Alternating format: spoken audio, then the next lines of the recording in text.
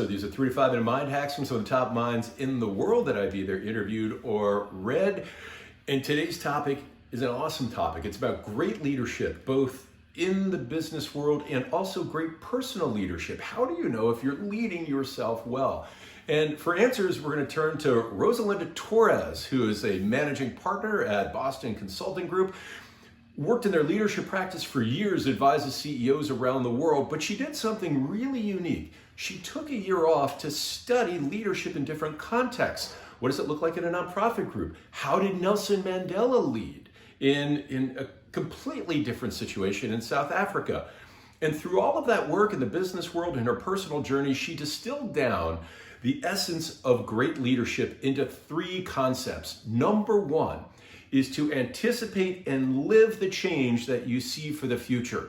And she says you'll know if you are doing this by your calendar. How do you spend your time? In fact, I asked her after the interview, I said, what's one leadership question or one leadership principle that everyone should know? And she said, look at your calendar. How are you spending your time? Who are you spending your time with? On what topics? What books are you reading? Where are you traveling to? And how does that align with the person that you need to be in the future? Which aligns very well with that whole concept from Matthew McConaughey, which is when they asked him who his hero is, he said, it's me in 10 years, right? So you have to anticipate and live the change you see coming. Number 2 is diversity of network. She found that great leaders always had a very diverse network, both personally and professionally.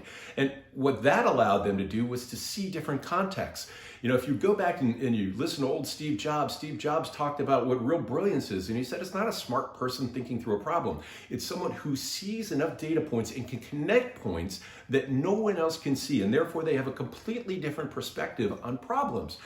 So number 2, diversity of your professional and your personal network. Are you live in an echo chamber? Are you worried about trying to get people to agree with you or people who give you different perspectives? And finally, and maybe the most important, is great leaders have courage to leave their old selves behind and to leave business models behind. You may not know this, but the mind is actually designed not to change, right? It wants to hold on to the past. So it takes great courage to look at yourself and say, I'm not the person that I need to be. But the reality is that's all of us right now. None of us are the people we need to be. Right? So the big 3 are you have to anticipate and live the change. And you know that by where you spend your time and who you spend your time with and what's on the calendar. Are these people who are helping you into the future? Number 2, the diversity of your network. Do you have a diverse professional and personal network that allows you to see things in different contexts? And that allows you to make different decisions in kind. And number 3, bravery and courage. Do you have the courage to look at your former self and say, I need to be better, to look at your current self and say, I need to be better, to look at your current business model and say, we need to be better.